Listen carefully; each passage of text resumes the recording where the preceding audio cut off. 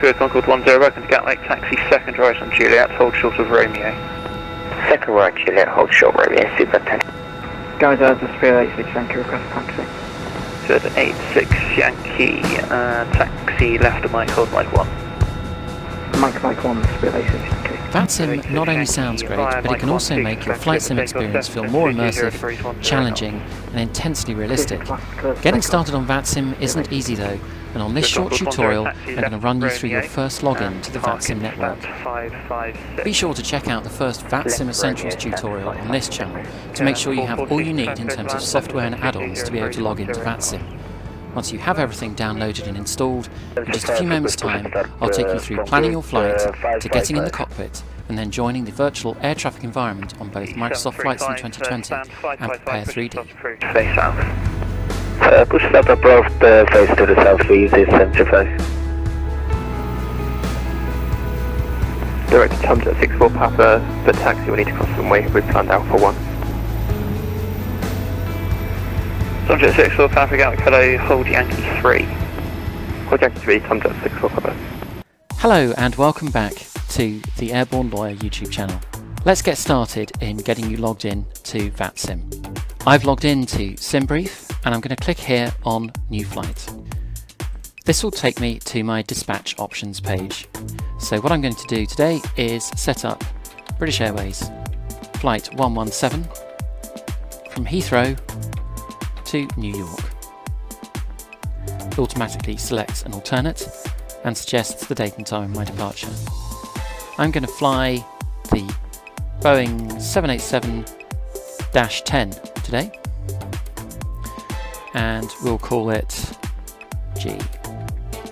GZBLA, and the FIN number is BLA.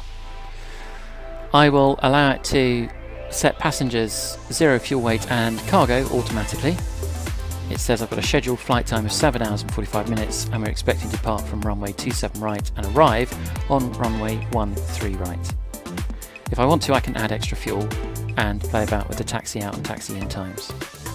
When I then scroll down here, this will talk me through what my route is. So it's going to be a GOGSI 2 Foxtrot departure and a Parch 3 arrival, and we're going to cross the Atlantic on Nat Track Alpha. Once all that's done, I'm going to click on Generate OFP. This then brings up the finalised flight plan. I can re-edit it if I need to, but this all looks good. I can click on Print and View PDF, and I then get a printout of the full flight plan, which can be very helpful once you start programming in the flight into the FMC on the Dreamliner. We're now ready to start opening up everything else. So I'd recommend you run everything as administrator if you're in Windows 10. You can bring up vPilot, you can bring up the SimBrief downloader. If you click on Exported Selected Formats, it will now download this flight plan, BAW117, Boeing 787-10, Heathrow to JFK, into each of the selected add-ons. So you've got here Flight Sim 2020, plus all of the add-ons which I run in Prepare 3D, and vPilot, which is absolutely essential. Also open up Active Sky in WX Control, make sure that you have live weather on the active setting. And you're now ready to open up Prepare 3D. Once in Prepare 3D, I'm going to select the 787-10 GZBLA. I'm going to select the Active Sky weather theme. I'm going to select system time, and then this bit is particularly important for VATSIM purposes. I'm going to choose where to start. So I'm going to go to Heathrow, and most importantly, I'm going to select a gate. It doesn't matter which gate you go to, just make sure you don't select the active runway, because that could cause problems, because from a VATSIM controller's perspective, you will suddenly appear at the end of the runway that they're trying to manage. And then you can click OK. So here we are at London's Heathrow Airport in a British Airways 787-10 GZBLA, just like we've put into our SimBrief flight plan. As a first step, you will want to make sure that you have set all AI traffic to 0 on your flight sim, because you don't want AI traffic in addition to the traffic which will appear once you've logged into VATSIM. All you need to do at this stage is bring up your vPilot window. you're going to hit connect, and you're then going to put in your call sign. We are BAW117, and our ICAO code for a 787-10 is B78X, and select. And then you're going to hit connect. Now it looks quite busy here. It takes a few seconds for the list of controllers to come up, but what we've got on is Heathrow ATIS, we've got the Heathrow Director, and we've got various other London controllers, so the airspace is going to be well managed. There's going to be plenty going on in the skies this morning. Make sure you've got mode Charlie on, and then we're going to load up the flight plan. Because we made sure in the SimBrief downloader that you had vPilot selected as one of the download destinations, when you click on load, you will find the flight plan somewhere within this list. Now clearly I've got quite a few here, but if you look here, you've got EGLL to KJFK, so that's the one we're looking for. You can double check that because that is today's date and that's the time I saved it. Click on open and it puts all the data of that flight plan straight into the file flight plan box. So yes, it's Heathrow, yes, it's going off to JFK, KALB is our alternate. You can change the departure time if you want to, so the departure time, it's now 25 past 11, so departure time might realistically be 10 to 12. It's then got your time en route and the time of the amount of fuel you have available. So I could be in the air for 8 hours and 48 minutes if I needed to be. It suggests a cruise speed, and it will also have the cruise altitude, initial cruise altitude at least, taken from the flight plan. Again, here is the flight plan in detail. So we've got the GOG Z2 Foxtrot departure, we've got the Parch 3 arrival, and it also confirms that we're flying on North Atlantic Track Alpha. And again down here, and I do like this kind of attention to detail, you've got the registration of the plane in there as well, which is GZBLA. It's worth noting that in this remarks box here, you can pretty much type anything that you want, and the controller will be able to see it. So you could type in new to VATSIM or something like that if it's your first login, and that will tell the controller that you're new and that you're getting to grips with some of the procedures that you've got to handle. Once you've finished with the file flight plan box, just simply click on File Flight Plan, or vPilot will confirm that your flight plan has been filed. As you can see here, we also know that Active Sky is working because it's grey and cloudy, or as we call it here in the UK, normal weather. Whilst mentioning the weather, there's one other setting which it's worth talking about in Active Sky before continuing. From the home page, go to Options on the left-hand side, and under Cloud Options, go to Prevent Thunderstorms when CB reported, and tick that box. Sometimes in my experience, Active Sky can be a little bit over-enthusiastic about creating thunderstorms when CB is reported in the METAR, and that can be quite annoying from time to time. I've had situations where I'm landing in the middle of winter into London when it's cold, wet and windy, and extraordinarily you're flying through a thunderstorm, which is not very realistic. If you have the same problem, you might want to tick that box, and that will make sure that doesn't happen. Meanwhile, back in the simulator, we have of course another way of checking that the weather is correct. We know that Heathrow ATIS is online, so what we can do is tune into that frequency and listen to what the weather is doing. So what I can do here is type 128.075, pop it into the radio and make it 0 degrees 17 knots, visibility 10 kilometers or more, overcast 2000 feet, temperature +12, dew point +7, QNH1023. Acknowledge receipt of information India, and report aircraft type and current QNH on first contact with Heathrow. Now, we don't need to listen to the entire weather broadcast right now, but that becomes an important part of online flying. A couple of things that we heard there. We heard it's overcast, which it is. We heard that the QNH is 1023, and looking here at the primary flight display, you can see that it is 1023. And we also heard that the temperature outside is 12 degrees, which it is shown to be down here. So we now know the weather is accurate, that it's current, and that the weather we're going to be flying in is the correct weather to be flying through, and will match what everyone else is flying through as well. What we've also seen there is how VATSIM suddenly comes to life, how you tune into a frequency and listen to what's going on.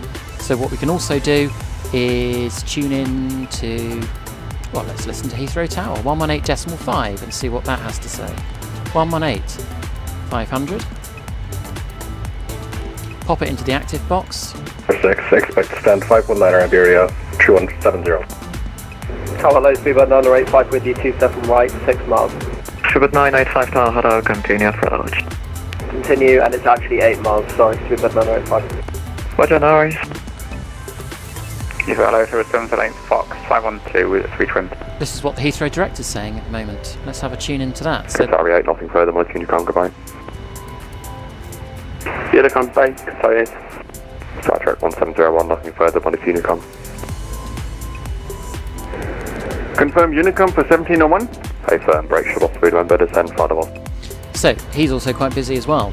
It's clearly a very busy day on VATSIM, so this is a perfect time to be doing some online flying, and that's how it works. You might have just heard a couple of people handed over to Unicom 122.8. When there aren't controllers online, you can still fly on VATSIM, you can still fly with other people in the online environment, and you can then communicate by both voice and text on Unicom 122.8. Another way to bring it to life is to go online and have a look at one of the VATSIM online maps. There are a couple of online VATSIM maps that I use. One is SimAware, which is this one here. I like this one because I like the colour scheme, and also you can follow people's tracks and see where they're going a little bit more easily. So this guy's going from Gatwick over to Cancun, for instance. There's also VATMap. Now VATMap I have on my smartphone, which is quite handy from time to time, but they both really do the same sort of thing. So I can zoom in here into London, and I can see some of the traffic that we were just hearing on the radio frequencies. So you've got 3 aircraft lined up to land on runway 27 right here at Heathrow, and because it's single runway operations at the moment, you've also got a couple of aircraft waiting to take off. The other great thing about using one of the online maps for VATSIM is that you can of course see yourself. If I zoom in down here, there is Speedbird 117. It's a Boeing 787-10. It's flying from Heathrow to JFK. That is me. I can click here and I can get more information on my flight. This will track my flight from departure to arrival. It shows my route, and it also includes my registration and various other details which the controller might find helpful. Let's now take a quick look at how you do exactly the same thing, except on Microsoft Flight Simulator 2020. Instead of using Active Sky, on Microsoft Flight Simulator 2020, I use Rex WeatherForce. Before starting Rex WeatherForce on your PC, it's worth being aware that it comes with a huge crack of thunder. Now, I have young children, so I have to be very careful to turn the volume down really quickly before starting Rex, because otherwise they get frightened in case there's a thunderstorm going on.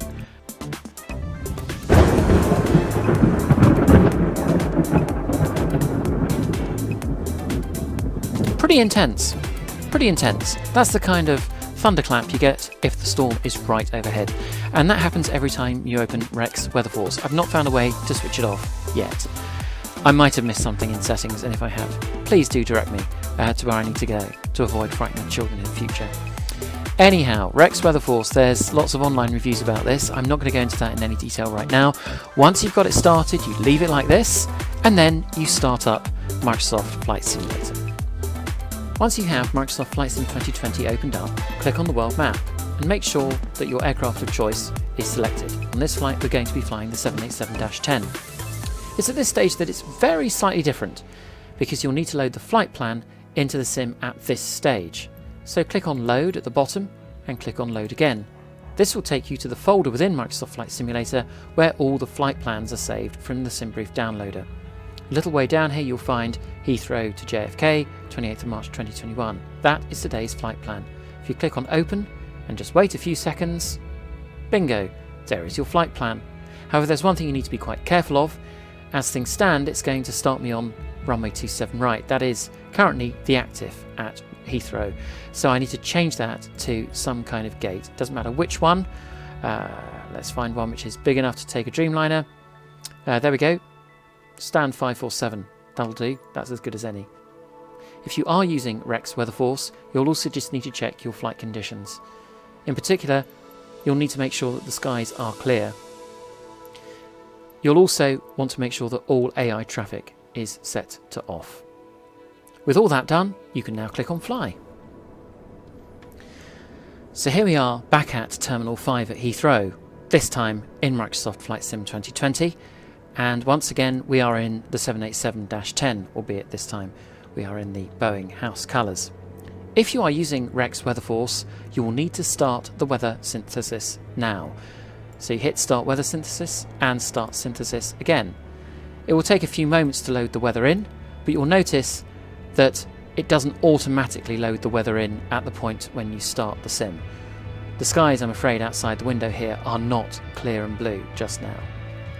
At this point, there's no real difference in connecting to VATSIM to what we did on Prepare 3D.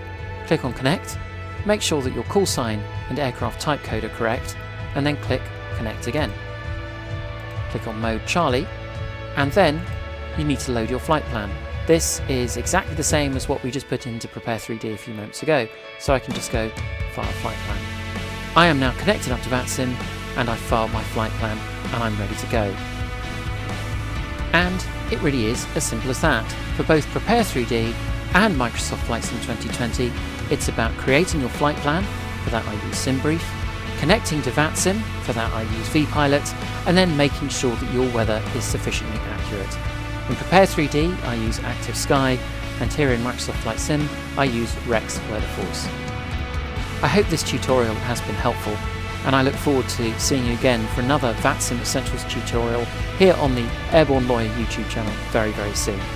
Thanks, as always, for watching, and if you've enjoyed this video, please click like and subscribe, and that way you'll hear about future videos as and when I get to upload them. See you next time.